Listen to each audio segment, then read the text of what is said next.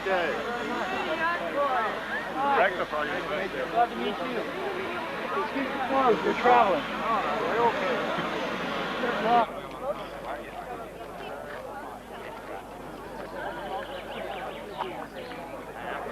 Ja, na krokodillen, ej slå, na kostlig spis.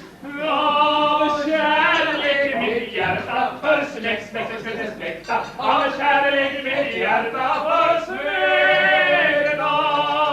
Och gamor mig svåra, av täckta. Ja, gamor mig svåra, av täckta. Skriv inte.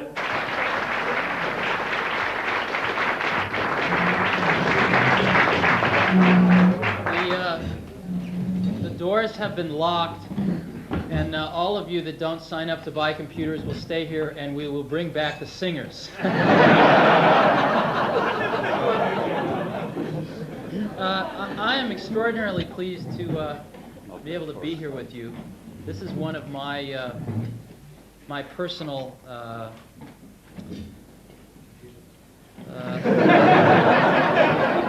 one of my personal hopes and wishes, actually, is that I think that computers can radically revolutionize the educational process around the world. And the average age at Apple, as you know, is about 29 or 30, and we haven't been out of college so long ourselves. At least most of the people at Apple haven't. And it's very, very important to us. And I think that, as you all know better than I, Europe is sort of doesn't exist. It was just a word invented for the convenience of Americans and others. And the fact that you're all here in this room as a step towards cooperating with each other in new ways pleases me very much. It's difficult enough to get cooperation amongst competitive universities in America, and I think that that's great. What are we trying to do here? What are we trying to do? You can have many views of what a computer is. My particular view is that a computer is a new medium. A new medium, one of the media, print, television, radio. And a computer will, in the future, be looked at, I think, more in this way, as a delivery vehicle for software, just like a book is a delivery vehicle for its own kind of software. And whenever we develop a new medium, we generally tend to fall back into our old habits from our old media. As an example, when the television first came of age in America, the first television shows were simply a camera pointed at a radio show. And it took about 20, 30 years for television to really come into its own in the late 1950s. We have this new medium of interactive video because of the laser disc, and what is the first thing we do with it? We put movies on it. So again, we tend to fall back into our old habits. In the same way, when the personal computer was invented, we tended to look at it as a smaller version of a big computer. So we put COBOL and Fortran and these bizarre things on it, and looked at it in terms of simple economics rather than the revolutionary nature that it really was. Do you know who Alexander the Great's tutor was for about 14 years? You know, Aristotle. And I read this. I became immensely jealous. And I think I would have enjoyed that a great deal. And through the miracle of the printed page, I can at least read what Aristotle wrote without an intermediary. And maybe if there's a professor, they can add to that, but at least I can go directly to the source material. And that is, of course, the foundation upon which our Western civilization is built. But I can't ask Aristotle a question. I mean, I can, but I won't get an answer. And so my hope is that in our lifetimes, we can make a tool of a new kind, of an interactive kind. And when I look at the personal computer, we're, as you know, living in the wake of the last revolution, which was a new source of free energy. and that was the free energy of petrochemicals, right? And it completely transformed society, and we're products of this petrochemical revolution, which is we're still living in the wake of today. We are now entering another revolution of free energy. A Macintosh, as you know, uses less power than a few of those light bulbs, and yet can save us a few hours a day or give us a whole new experience. And it's free intellectual energy. It's crude, very crude, but it's getting more refined year after year after year. And in our lifetimes, it should get very refined. And so my hope is someday, when the next Aristotle is alive, we can capture the underlying worldview of that Aristotle in a computer.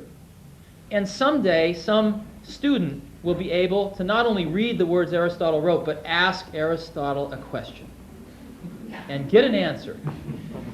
And that's what I hope that we can do. So this is a beginning. I think that, as you know, right now the computer industry is in the tank. Personal computers, big computers, everything. And it's difficult. It's a difficult time. But I'm sure that Henry Ford had a few bad quarters back in the 1920s. And the automobile had a sort of historical imperative. It had, the minute it was invented, a sequence of events had to happen. The same is true with the personal computer. There is a tremendous momentum behind this. And I think that this year may be a delay. This year we may look back and say, well, 1985 was a slow year. But there is such momentum behind this that it will happen. It will permeate and change forever our educational processes. And my hope, again, is that not too many generations of students will pass through before this happens. It will happen within 20 years. It probably will happen within 10 years. But it could happen within 5 years. I am going back to the United States this weekend, and then about 2 weeks from today, I'll be in the Soviet Union for the first time in Moscow.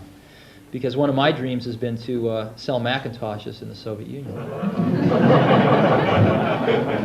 And one of the highest agendas on my priority is to get them starting to think about exactly the same thing.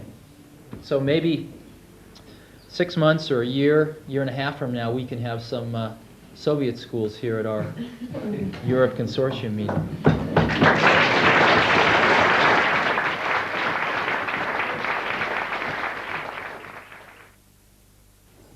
But first I would like to say that I find it very interesting to meet Mr. Jobs.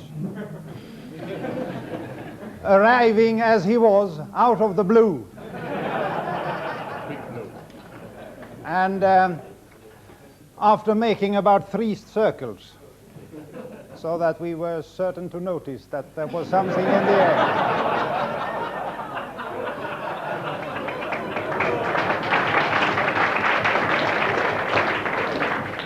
And you can almost hear everybody saying, there is something in the air tonight. Anyhow, I felt somewhat like the Finnish Prime Minister, Mr. Karjalainen, when he spoke a very bad English too. And they had to pep him up heavily with language tuition before he was meeting Mr. Henry Kissinger, arriving from the States. I don't think it was in a helicopter, but it was in a big jumbo plane. Anyhow, they taught Kissinger the essential phrases, and these were welcome, nice weather, and lastly, how are you? And Karjalainen, he learned those words, and he was very happy. Damn it, now he comes. I know the language. And out steps Kissinger, and Karjalainen steps forward to him. And all his teachers are very worried. Will he do it? Can he do it? Can he speak English? And he says, welcome. Oh, well, And then he goes into the second phrase, nice weather, nice weather. And the third phrase, and who are you?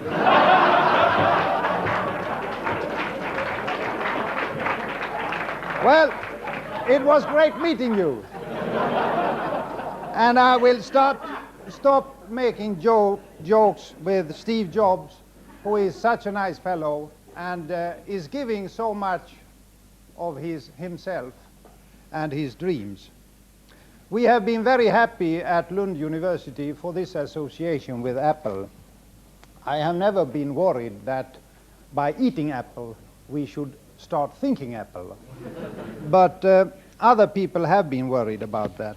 I'm not so worried either about computers. Some people are. They feel that they will deform our minds. I do not think so. And I happened to think of yesterday something that other people have thought about many times, namely the relation to the car. When I came to Lund many years ago, after the war, a friend of mine bought a Volkswagen. You could almost call it a Mack Volkswagen. and I said, what is it like having a car, an idiotic machine which cannot think, it does what you tell it to do? And he says, it is like the 7-mile boots of the fairy tale. No, we have tales in Sweden, and one of them deals with the 7-mile boots. Boots that you put on your legs, and with them you could take 7 miles in each step. And you got a huge distance by wearing these boots. And to me, that was a wonder of the car, because with the car you could go 7 miles without noticing it. And with computers you can do a lot of things that you couldn't otherwise do. And with weapons like that, or rather machinery like that, the only problem is in the human mind and not in the computer. It's just like the boots. And we are talking here about connecting many brains and many computers in a worldwide network which will hopefully solve all the problems. I'm not entirely certain that it will, but it will help, of course. The networking reminds me of a story of the building workers. It's actually an example from the school mathematics days, where the problem was if it takes 7 days for 6 men to build a wall which is 100 meters long, how long does it take for 10,000 men? And the answer is just less than a second. And that is, I'm reminded of that story when people at Apple and other places tell me how we connect all the universities of the world. And then if we have one really big problem, we put it into the bitnet, and out pops the answer, even from Aristotle.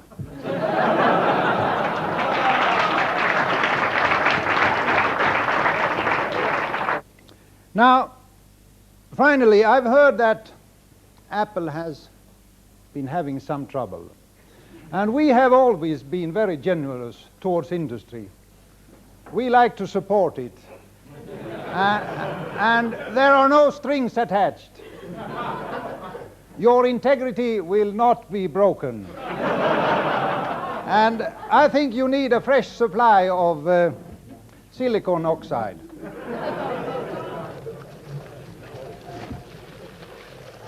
So I would like to give you, Steve, from the University of Lund, this unique piece of glass, Swedish glassware. It has the emblem of the University of Lund. If you put the Mac in the back, I don't mind.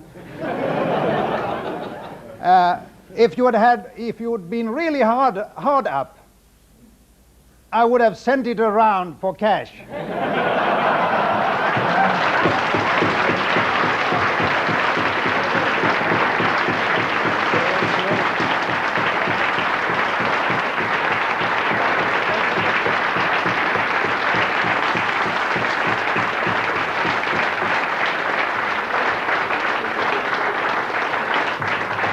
And a final word.